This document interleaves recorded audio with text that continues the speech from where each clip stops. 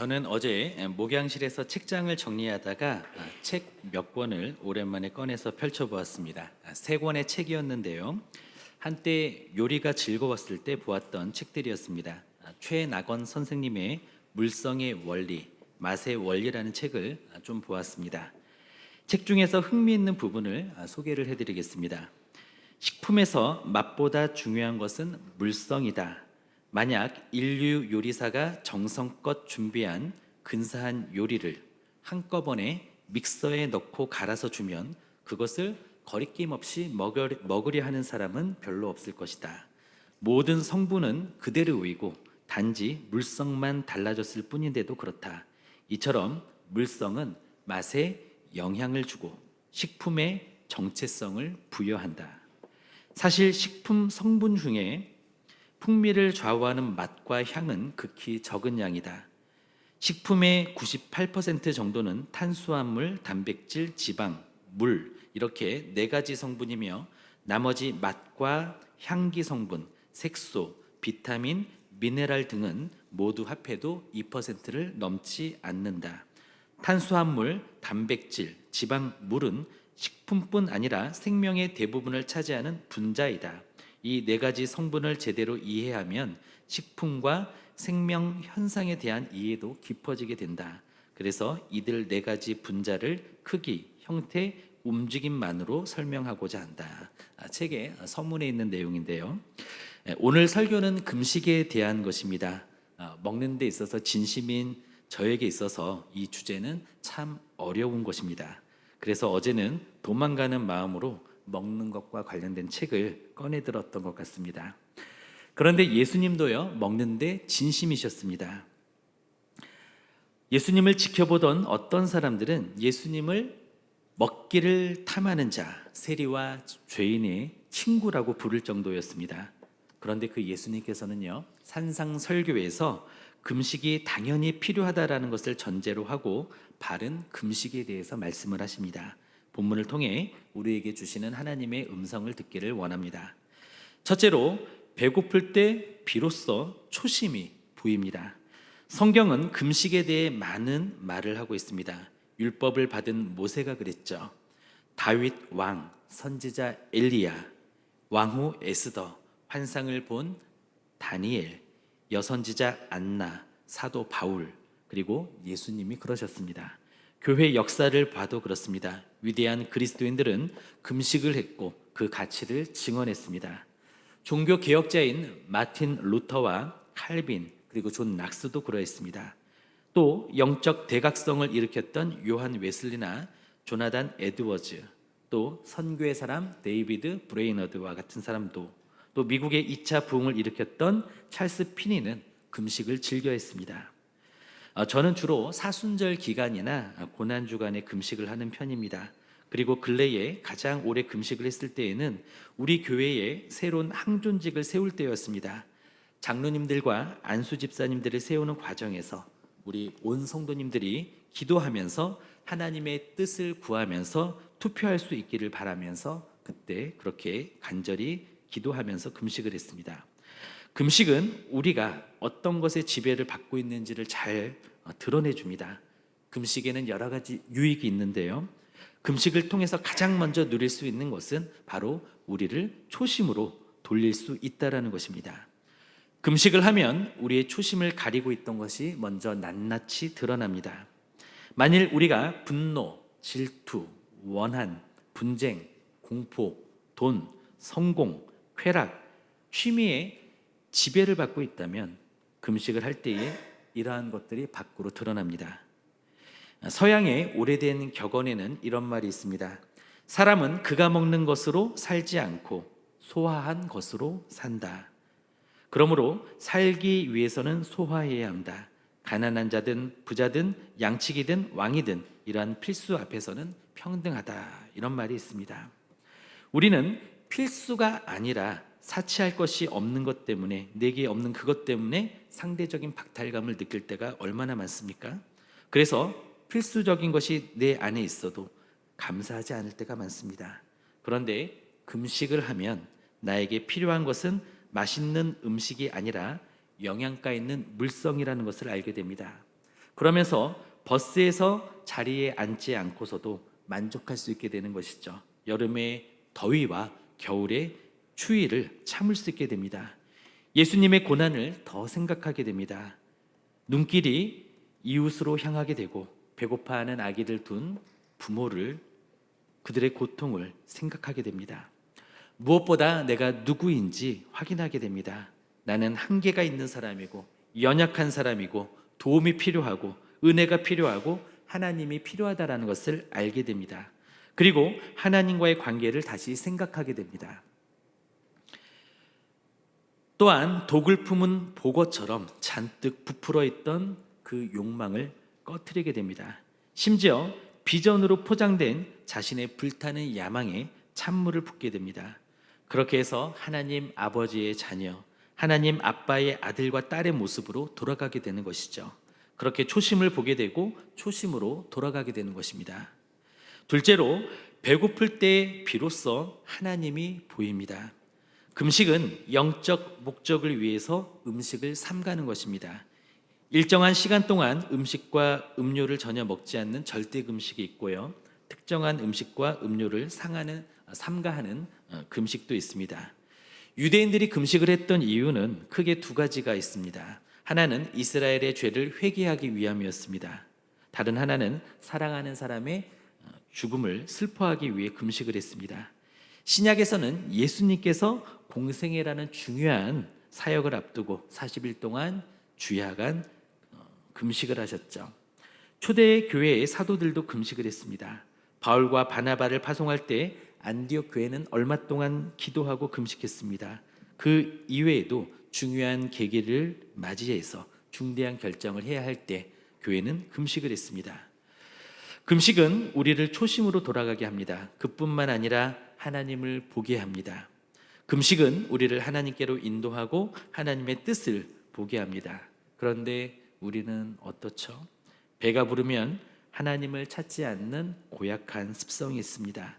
기도하지 않아도 밥이 나오고, 기도하지 않아도 삶이 잘 돌아가면 우리는 기도하지 않으려고 합니다. 기도를 해도 간절함이 없는 기도, 형식적인 기도, 중언부언을 하고는 합니다. 배가 부른 우리는 한마디로 틀릴 때가 너무나 많습니다. 삶의 초점이 틀렸기 때문이죠. 사진을 찍을 때 유의해야 할 것이 있습니다. 보통 주제, 구도, 빛, 화각, 초점 등을 유의해서 촬영을 합니다. 그런데 촬영을 하다 보면은요, 자신의 의도가 모두 반영되지 않고 부족함이 생기기 마련입니다. 그때에는 후보정이라는 것을 해서, 소위 포샵이라는 것을 해서 원래의 의도를 살리게 됩니다. 그런데 구도나 빛이나 화각 등은 조금 잘못되어도 후보정에서 고치는 것이 어느 정도는 가능합니다. 그러나 고치기 어려운 것이 하나 있는데요. 바로 초점이 나간 사진입니다. 핸드 블러라고 해서 사진을 든 손이 흔들려서 어느 곳에도 초점이 맞지 않는 그런 사진이 찍힐 때가 있습니다. 그런 사진은 대부분 폐기를 해야 합니다. 가끔 긴박함이나 혼란스러움을 표현하기 위해서 일부러 초점을 흐리게 하는 경우가 있기는 하지만, 그런 경우가 아니라면 초점이 나간 사진은 버려야 합니다. 그런데 우리 인생이 그런 것 같습니다. 우리의 초점은 너무나 자주 흔들립니다. 그 이유는 우리의 마음에 멈춤이 없기 때문입니다. 우리의 삶은 끊임없이 요구를 받는 생활을 하고 있습니다. 끊임없이 경쟁을 하고 있는 그런 생활을 하고 있죠. 끊임없이 목표 달성을 해야 하는 그런 생활로 인해서 우리는 평강을 잃고 삶이 욱신거리고 진동하고 있습니다. 그래서 우리는 열심히 살면서도 동공이 흔들리고 인생의 핀트가 계속 어긋나는 것입니다. 우리가 하나님이 아닌 돈에 초점을 맞추면 하나님이 흐릿하게 보입니다. 하나님이 아닌 자녀 교육에 온통 초점을 맞추고, 하나님이 아닌 사업과 자기 개발에 초점을 겨누고, 하나님이 아닌 스포츠, 건강, 취미에 집중하다 보면 하나님은 어느새 우리의 시야에서 사라지고 맙니다. 이때 필요한 것이 무엇입니까? 바로 금식입니다. 우리는 금식을 통해 영적 안구를 정렬하고 틀어진 해상력을 바로 할 수 있습니다. 그리고 하나님께 주목할 수 있는 것이죠. 그렇다고 해서 금식만 한다고 하나님이 바로 보이는 것은 아닙니다. 바리새인들은 일주일에 2차례씩 곧 월요일과 목요일에 금식을 했습니다. 그들은 이스라엘의 죄를 위해 금식을 했습니다. 그런데 이렇게 빈번히 하는 것은 성경이 정했던 것보다 더 과하게 오버해서 하는 것이었습니다. 그들은 물론 열심은 있었습니다. 그런데 그들의 열심은 하나님을 위한 것이 아니었습니다. 자기 자신의 명예를 위한 것이었습니다. 그들의 동기는 잘못되었습니다. 그들의 마음은 깨끗하지가 않았습니다. 그들은 사람들에게 칭찬과 존경을 받기 위해서 금식을 했습니다. 그래서 티를 내면서 금식을 했습니다. 금식하는 동안 머리나 수염을 헝클어지게 내버려뒀습니다. 그리고 얼굴에는 젤을 발랐습니다. 자신이 금식한다라는 것을 한마디로 광고를 하고 다녔던 것이죠. 금식은 하나님과 나와의 내밀한 사이에 있는 아주 개인적인 것입니다. 다른 사람에게 자랑하기 위해 금식을 해서는 안 됩니다. 예수님은 그들이 금식하는 것을 알아차리지 못하도록 평소처럼 하라고 그렇게 말씀을 하셨습니다. 그러면 은밀한 중에 보시는 아버지께서 갚으신다라고 약속하셨습니다. 금식의 목적은 자신의 신앙심을 드러내는 것이 아닙니다. 스스로 좋은 명성을 얻기 위해 또는 어떤 것을 내가 쟁탈하기 위해 금식을 하는 것은 아닙니다. 하나님 앞에서 자신을 겸손히 낮추고 사람 앞에서도 그러하기 위해 우리는 금식하는 것이죠. 그렇기 때문에 우리는 금식을 하면서도 마음이 청결해야 합니다. 그래야 금식을 할 때에 하나님을 선명히 볼 수 있습니다. 이번 주에 우리는 청결한 마음으로 또 하나님을 보기 위해 금식에 도전해 보면 좋겠습니다. 셋째로, 배고플 때 비로소 우선순위가 보입니다. 금식은 삶의 균형을 유지하도록 도와줍니다. 금식은 우리의 욕구와 열정이 올바른 길로 흐르도록 돕습니다. 세속의 중심에서 믿음의 삶을 살아야 하는 우리에게 필요한 것은 무엇일까요? 바로 멈춤입니다. 다음 주일과 그 다음 주일에는 마태복음 6장의 뒷부분, 나머지 부분을 함께 살펴볼 것입니다. 6장의 후반부에는 인생의 진정한 보물이 무엇인지를 말씀합니다. 그리고 인생의 방향을 결정짓는 시각과 또 가치의 문제를 다룹니다. 마지막으로 인생의 야망과 삶의 우선순위에 대해서 말씀을 주십니다. 그 중요한 길목에 들어서면서 예수님께서 금식에 대해 말씀하신 것은 의미심장한 것입니다. 우리가 그저 열심히 살다 보면 방향을 잃고 시각이 흔들리고 가치에 혼란이 오고 야망이 변질되고 삶의 우선순위가 바뀌기가 쉽습니다. 그때 필요한 것이 무엇일까요? 바로 멈춤입니다. 마음의 공복 상태가 필요합니다. 그것을 몸으로 느끼게 해주는 것이 금식입니다. 어제는 제가 존경하는 친구인 이성민 목사님과 잠시 통화를 했습니다. 이 목사님은 저에게 리프레시를 권하면서 자신이 전날에 다녀온 광릉 수목원을 추천했습니다. 현재의 수목원은 어떻죠? 녹음이 우거진 여름이나 단풍이 화려한 그런 가을이다. 생명이 꿈틀거리는 봄과는 다른 인상을 주고 있다고 합니다. 그렇다고 지금의 시기는 설경을 즐길 만한 한겨울도 아닌 어중간한 간절기에 해당이 되는데 이 목사님은 지금의 모습에는 숨쉴 공간과 여백이 있다고 말을 했습니다. 볼 것이 가득해서 자신의 이야기가 스밀 것이 없는 것보다 지금의 그 모습에 자신과 함께하고 있는 가족들이 더 잘 어우러졌다라는 이야기를 했습니다. 그러면서 저에게 한번 가보라고 권유를 했습니다. 저도 유사하게 이맘때의 숲을 참 좋아합니다. 특히 해 지는 방향의 산을 보면 해가 산의 능선에 닿을 때쯤에 잎이 없는 나무 줄기와 가지의 실루엣에서 어떤 감동을 받고는 합니다. 헐벗은 것을 자신의 몸이 낸 이파리로 더 이상 가릴 필요가 없는 숲 본연의 모습을 보면서 또 그런 본연의 모습을 밝히 보여주면서 빛으로 품어주는 석양을 볼 때 저는 어떤 감동을 받습니다. 그런 모습은 녹음이 우거진 계절에는 볼 수 없는 모습입니다.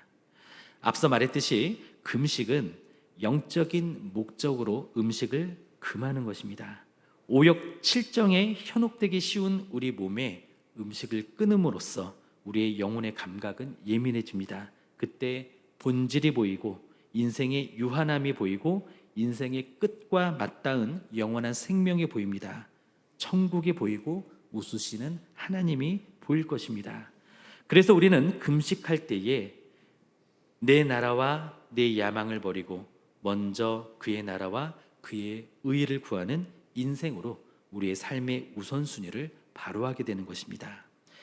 말씀을 맺겠습니다. 프랑스의 법률가이자 정치가인 브리아 사바랭은 미식가로도 유명합니다. 그는 이런 말을 했습니다. 조물주는 인간이 먹지 않으면 살 수 없도록 창조했으며 식욕으로서 먹도록 인도하고 쾌락으로서 보상한다. 그러나 저는 이렇게 말씀드리고 싶습니다. 사람은 음식을 먹어도 말씀을 먹지 않으면 살 수 없도록 창조되었으며 의에 줄이고 목마름으로써 말씀으로 인도함을 받고 은혜로서 보상을 받는다. 금식은 음식을 탐하는 우리에게 영적인 갈급함을 회복시켜 줍니다. 금식은 미식가인 우리에게 은혜의 진미를 맛볼 수 있게 해줍니다. 그래서 이번 주간에는 금식에 대해서 몇 가지 실천할 것을 제안드리고 싶습니다. 신체가 건강하신 분들은 금요일 점심까지 식사를 하시고 금요일 저녁과 토요일 아침을 금식하시고 토요일 점심부터 다시 식사를 재개하는 두 끼 금식을 제안드리고 싶습니다. 그 사이에는 뭐가 있죠? 금요 예배가 있습니다. 깊은 기도를 위해서 준비하고 예배 후에도 불필요한 여가와 흥미거리를 접고 다음 날까지 하나님께 집중하시면 큰 은혜가 있을 것입니다. 저도 그렇게 도전해 보겠습니다. 또 처음 금식을 시도하는 분들은 금요일 저녁 한 끼 금식을 권해드립니다. 음식을 끊는 금식은 음식을 금하고 아무것도 섞이지 않은 맹물, 생수 정도만 섭취하시는 것이 좋습니다. 그리고 꼭 음식을 끊는 금식 이외에도 다른 방법도 있습니다. 또 약을 드셔야 되는 분들도 있고 또 몸이 또 약하신 분들도 있잖아요. 그런 분들은 금요일 하루 동안 우리의 정신을 가장 어지럽히는 미디어를 끊는 미디어 금식을 해보시는 것을 추천드립니다. TV, 라디오, 유튜브, 페이스북, 트위터, 인스타그램, 뉴스 같은 것을 다 끊고 생각과 마음을 비우고 오롯이 하나님께 집중해 보시기를 바랍니다. 물론 해야 하는 업무나 공부, 일상생활은 그대로 하시면서 그것만이라도 끊어보시면 좋겠습니다. 그리고 미디어를 끄는 그 시간에 성경을 보시거나 기도하시면 좋겠습니다. 그리고 금식을 해서 식비를 아꼈다면 학생은 그 돈을 모아서 자신의 정성으로 성경책을 사거나 또는 공부에 필요한 서적들을 구매하시면 좋겠습니다. 어른들은 금식을 하면서 전도할 영혼들을 위해서 기도를 하고 그때 아낀 식대비로 그 영혼과 함께 식사교제를 하는데 사용하시면 좋겠습니다. 그러면 은혜가 배가가 될 것입니다. 바라기 우리는 금식을 실천하여 초심을 회복하고 하나님을 더욱 깊이 만나며 삶의 우선순위를 바로하여 하나님의 꿈을 이루어드리는 한결같은 저와 여러분들이 되시기를 예수님의 이름으로 축원드립니다. 아멘. 기도하시겠습니다.